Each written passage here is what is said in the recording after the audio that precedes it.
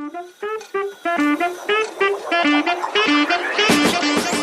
अभी तक हम चैप्टर 1, चैप्टर 2 और चैप्टर 3 के इंपॉर्टेंट टॉपिक्स हम यहाँ पर कवर कर चुके हैं बोर्ड सीरीज के अंदर।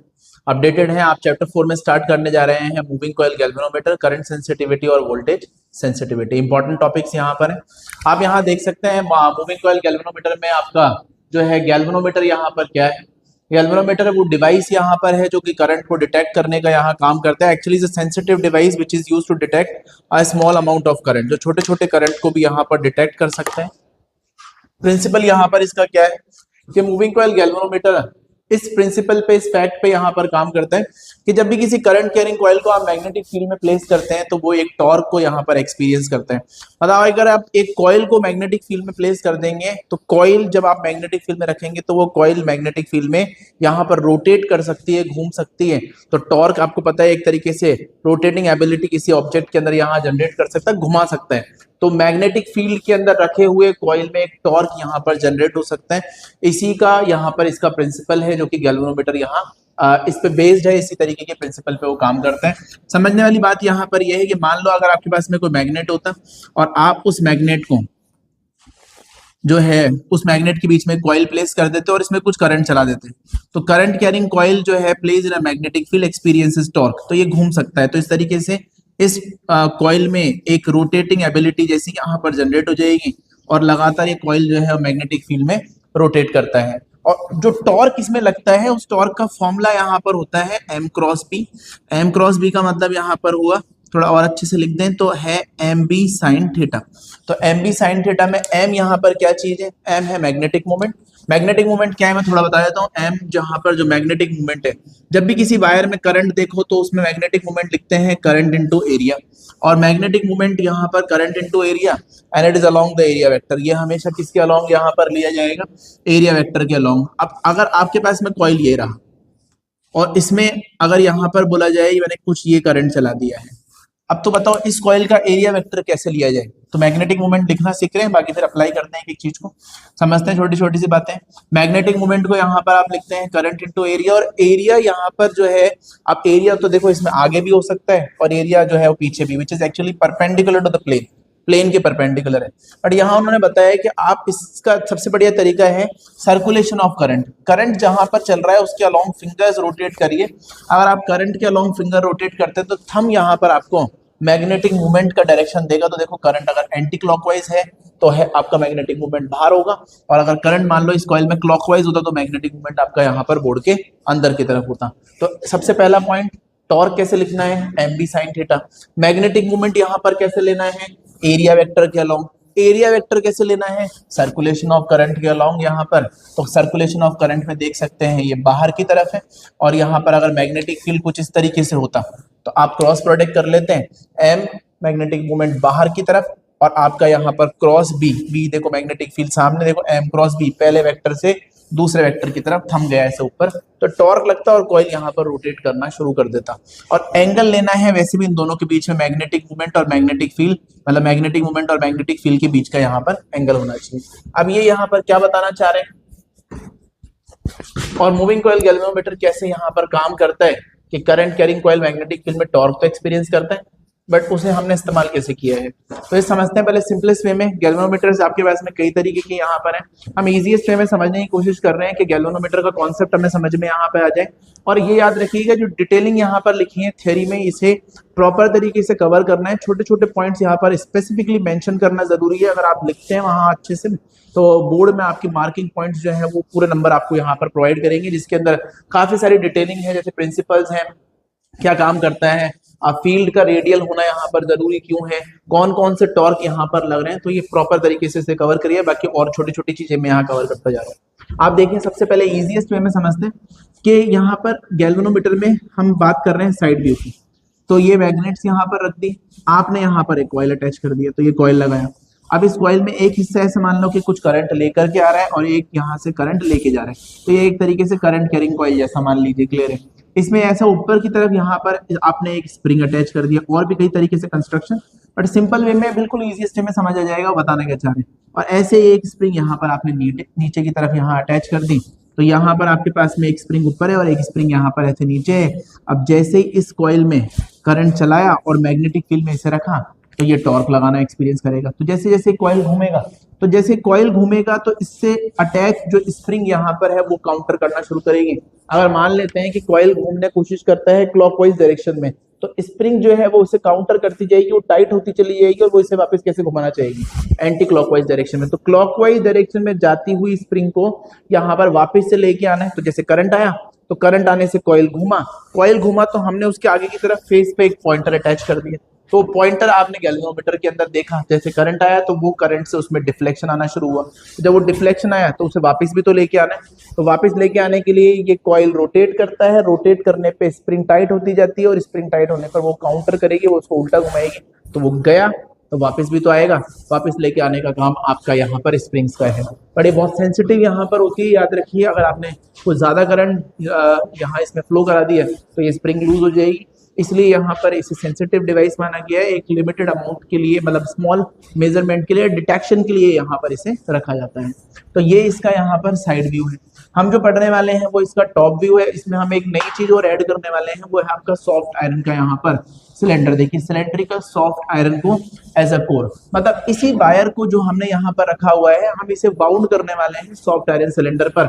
मतलब यहाँ पर एक सिलेंड्रिकल वायर होगा, मतलब सॉरी सिलेंड्रिकल कोर यहाँ पर होगा और उस पर आप यहाँ पर वायर को बाउंड करते जाएंगे, मतलब बांधते जाएंगे। तो ये जो आपका वायर था, मैनी टर्न्स का जो वायर है, ऐसे ये लिया एक, फिर ये ऐसे लिया दो, तो है तो सिलेंडर, बट आप देखो इस पे वायर को ऐसे यहाँ पर बांधते जा रहे हैं। तो समझने के लिए हम यहाँ ऐसा देख सकते हैं कि यहाँ आपके पास में ये जो है वो सिलेंड्रिकल कोर हो गया। अब इसी के ऊपर आप वायर को यहाँ पर बांधते चले जाएं। अब समझने की कोशिश करिए जितना भी बन जाए। देखिए यहाँ से आपने इसको ऐसे लिया, ये फिर ये ऐसे लिया, फिर ये टाइट करते चले गए। अब ये हमेशा ही परेशानी करता है। तो यहाँ से टाइट करा और ये कुछ इस तरीके से एक रेक्टेंगुलर कॉइल जैसा यहाँ कुछ बन जाएगा। तो यही वाला कॉइल यहाँ पर आप बांधते चले गए, ये एक के बाद एक कॉइल यहाँ हम अटैच करते चले गए। तो यह आपका सिलेंड्रिकल कोर था और इसमें आपने वायर को यहाँ पर ऐसे बाउंड कर दिया। क्लियर है। अब ये जो है इसी का हम यहाँ बनाने जा रहे हैं टॉप व्यू। और मैग्नेट जो है वो भी आपने यहाँ पर कुछ स्पेशल लिए हुए हैं। These are curve magnets and concave magnets. तो यहाँ आपके पास में ये आपकी कर्व मैग्नेट्स हैं और ये पूरी पोजीशन है आपकी यहाँ पर टॉप व्यू में।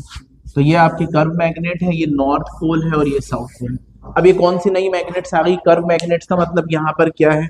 कर्व मैग्नेट का मतलब आप ऐसा मानो कि आपके पास में कोई सिलेंड्रिकल हिस्सा था मैग्नेट का, इसे कट करो और कट करके सेपरेट कर दो। तो ये देखो मैग्नेट जो है तो मैग्नेटिक, पर उसमें कर्वेचर टाइप यहाँ पर है, ऐसा नीचे की तरफ पूरा ले जाओ। तो ये एक हिस्सा सिलेंडर था, हॉलो सिलेंड्रिकल मैग्नेट टाइप माना, ऐसे काट के इसे सेपरेट कर दो। तो इसमें कुछ कर्वेचर यहाँ पर है, तो वो यहाँ की मैग्नेटिक फील्ड कुछ नीचे की तरफ इस तरफ और ये यहाँ पर कर्वेचर ऐसे नीचे की तरफ। और हम जो है वो इसी के टॉप व्यू में यहाँ पर बैठे हैं। तो वही मैग्नेट ऐसे रखी हुई है, अगर थोड़ा विजुअलाइज करो तो उसे ऊपर से देखो तो वो कुछ यहाँ ऐसी दिखनी चाहिए। तो ये कुछ यहाँ पर आपका कर्व मैग्नेट्स है। और ये आपने यहाँ पर बीच में उठाया आपका सॉफ्ट आयरन का सिलेंडर और ये आपने सॉफ्ट आयरन सिलेंडर यहाँ पर बना दिया। तो ये है आपका soft iron core. Magnetic field जो है यहाँ पर, अब सॉफ्ट आयरन कोर के ऊपर सॉफ्ट आयरन का सिलेंडर, तो ये ऐसे गोल क्यों दिख रहा है? ये ऐसा क्यों है? ये देखिए जो यहाँ पर आपके सामने सिलेंडर ऐसे रखा हुआ था, इसका ये वाला हिस्सा साइड व्यू में है और अगर ऊपर से देखोगे इसको तो सर ये ऐसे ही दिखने वाला है। आप देखें ये तो कुछ ऐसा था और यहाँ पर ये ऐसा कुछ दिखने वाला है। Actually it is on a top view. तो ये हम पूरा का पूरा टॉप व्यू में यहाँ पर बात कर रहे हैं। और यही वायर जो यहाँ पर था इसे बाउंड करना शुरू कर दिया। तो यहाँ पर वायर आपने कुछ लगाया जो कि ऐसा है। अब ये वायर है, ये वायर ऐसे कैसे जा रहा है? देखो ये पहले वही वाली बात, 1 2 3 4, तो ये थे 1, फिर ऐसे नीचे गया 2, फिर 3, फिर ऐसे ऊपर आया।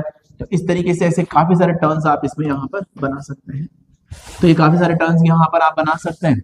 अब इसके ऊपर आपने अटैच कर दी है आपकी स्प्रिंग, क्योंकि कॉइल ये रहा, सॉफ्ट आयरन का सिलेंडर ये रहा, बैठे हम टॉप व्यू में है। दीज आर कर्व मैग्नेट्स और ये आपकी यहाँ पर क्या है? ये आपकी यहाँ स्प्रिंग यहाँ पर है। तो ये आपकी स्प्रिंग यहाँ पर आपने अटैच कर दी है।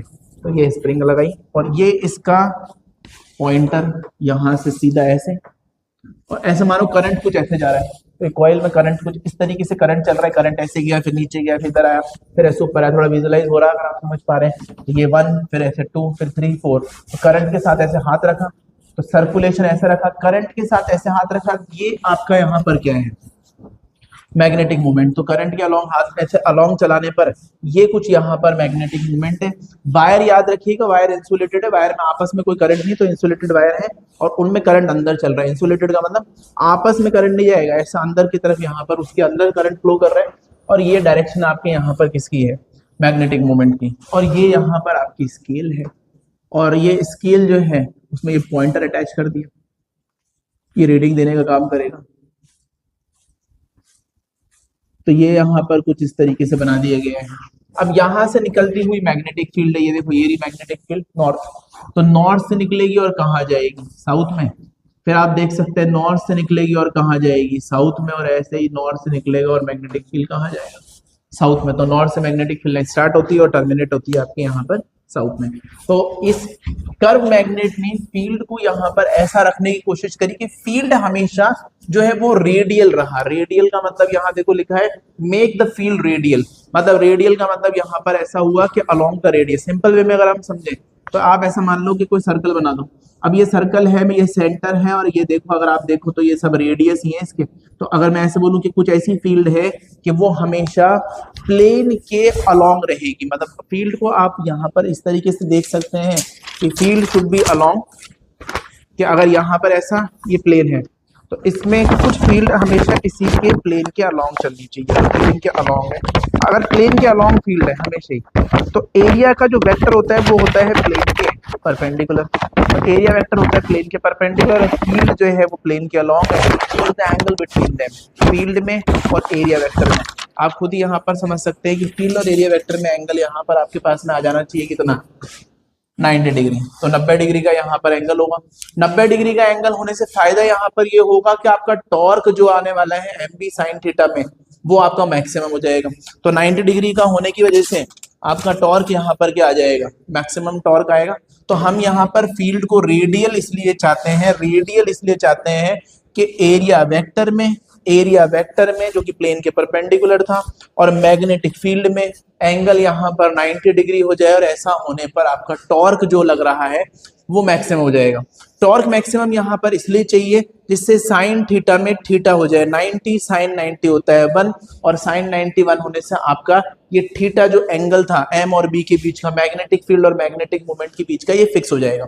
और अगर ये इनके बीच का एंगल फिक्स हो गया तो आप यहाँ पर एक ऐसे गैल्वेनोमीटर को तैयार कर पाएंगे जो कि करंट के बेसिस पर यहाँ पर डिफ्लेक्शन प्रोवाइड करेगा। लीनियर स्केल डिवाइस जैसा डिवाइस हम यहाँ पर तैयार कर पाएंगे। तो ये जो है वो इसका साइड व्यू है, ये यहाँ पर इसका टॉप व्यू है, ये आपकी मैग्नेटिक फील्ड है, ये आपका यहाँ एरिया वेक्टर है। एरिया वेक्टर कैसे लिया, करंट के साथ, करंट ऐसे चलाया, वायर में यूं अंदर जा रहा है, और ये मैग्नेटिक मूवमेंट, यही आपका मैग्नेटिक, आपका यहाँ पर एरिया वेक्टर, और इसमें और मैग्नेटिक फील्ड में एंगल कितना, 90 डिग्री। तो मैं रीड कर देता हूं आगे। Plane of the coil rotate in such a way that it remain parallel to the field. Plane हमेशा फील्ड के यहाँ पर पैरेलल रहेगा इन ऑल पोजीशन। थीटा की वैल्यू 90 डिग्री है, क्लियर है। ऐसा होने पर जैसे करंट आया तो उस पर टॉर्क लगेगा। Such a torque is called deflecting torque. ऐसा टॉर्क आएगा जो कि कॉइल को लगातार यहाँ पर रोटेट करता चला जाएगा, कॉइल घूमता चला जाएगा। अब कॉइल यहाँ पर घूमेगा तो कॉइल जब यहाँ पर घूमता है तो उसमें टॉर्क कैसे लिखेंगे, deflecting torque is M B sine theta which is magnetic moment, magnetic field, और आपका यहाँ पर साइन थीटा। अब एम मैंने अभी भी स्टार्टिंग में बताया था आपको, एम को लिखते हैं करंट इनटू एरिया, कितना करंट इसमें चलाया है, और इसमें एरिया यहाँ पर क्या एनक्लोज्ड है, इनटू नंबर ऑफ टर्न्स, कितने टर्न्स यहाँ पर आपने बनाए, 1 2 3 4 5 जितने भी हो, वो into current into area, that is a magnetic movement, a vector quantity, और it is along the area vector. तकलीफ है तो सर्कुलेशन ऑफ करंट से यहाँ देख सकते हैं, into magnetic field into sine 90। यहाँ पर इस तरीके से आपका डिफ्लेक्टिंग टॉर्क निकल के आएगा कि भाई मैक्सिमम जो टॉर्क इस कॉइल पे लग सकता है, जो कि इसे रोटेट कर सकता है, जो कि इसे घुमा सकता है, वो है NIAB साइन 90। अब ऐसा होने से ये कॉइल रोटेट करेगा। जैसे ये कॉइल यहाँ पर रोटेट करेगा जो कि सिलेंड्रिकल हिस्से पे रखा हुआ है, तो कॉइल घूमेगा, तो इसकी कुछ नई तरीके की ओरिएंटेशन आनी चाहिए, तो यहाँ पर ये कॉइल ऐसा पहुंच जाएगा। बट अब देख सकते हैं कि कॉइल जब रोटेट यहाँ पर करता है तो मैग्नेटिक फील्ड में और एरिया वेक्टर में अब भी यहाँ पर कितना एंगल है, जैसे पहले मैग्नेटिक फील्ड में और एरिया वेक्टर में, magnetic field area vector 90 degree था, तो इसमें मैग्नेटिक फील्ड में और आपके एरिया वेक्टर में एंगल कितना है, 90 डिग्री। तो अब भी एंगल 90 डिग्री यहाँ पर बना हुआ है, तो टॉर्क अब भी मैक्सिमम है। तो हमें इसीलिए कर्व मैग्नेट्स चाहिए थे आपको फील्ड रेडियल रहने के लिए, और आपके इस कर्व मैग्नेटिक फील्ड को रेडियल रहने में एक और जिसने मदद करी है वो आपके सॉफ्ट आयरन सिलेंडर ने। तो कोई पूछ ले कि सॉफ्ट आयरन सिलेंडर का यहाँ पर रोल क्या था, तो फील्ड को रेडियल रहने में मदद करता है, और ये एक तरीके का मैग्नेटिक मटेरियल है, तो मैग्नेटिक फील्ड की स्ट्रेंथ को यहाँ पर इंक्रीज करने का काम भी करता है। तो यहाँ पर आप बोल सकते हैं फील्ड रेडियल रहेगी और मैग्नेटिक फील्ड की स्ट्रेंथ यहाँ पर इंक्रीज हो जाएगी।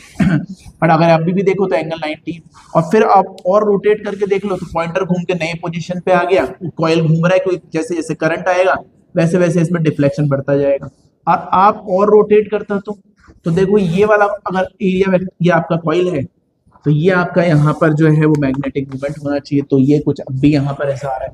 तो हर बार आप चेक करो मैग्नेटिक फील्ड में और एरिया वेक्टर में, मतलब आपके मैग्नेटिक मूवमेंट में, मैग्नेटिक फील्ड और मैग्नेटिक मूवमेंट में, मैग्नेटिक फील्ड में और मैग्नेटिक मूवमेंट में एंगल तो 90 डिग्री ही बना हुआ है, तो कॉइल लगातार घूमता ही जाएगा, और कॉइल घूमेगा तो आपको पता है ऊपर नीचे स्प्रिंग यहाँ पर लगी हुई है, तो जैसे जैसे क्लॉकवाइज या एंटी क्लॉकवाइज जो भी डायरेक्शन में घूमेगा उसके अपोजिट डायरेक्शन में स्प्रिंग जो है वो टाइट होती चली जाएगी, और वो इसे काउंटर करना शुरू करेगी। जैसे करंट हटाया या इक्विलिब्रियम कंडीशन आई, वो इसे यहाँ पर रिस्टोरिंग टॉर्क, तो ये जा रहा था करंट ने इसको ऐसे घुमाया, तो आपके जो यहाँ पर स्प्रिंग्स हैं उन्होंने इसे यहाँ पर अपोजिट डायरेक्शन में घुमाया, तो करंट आने से कॉइल ऐसे घूमा, जो कि गैल्वेनोमीटर है पॉइंटर, तो वापस भी तो लेके आना है इसको, तो वो उसके अपोजिट डायरेक्शन में यहाँ पर घूमने के लिए यहाँ पर आपने स्प्रिंग्स को अटैच कर दिया।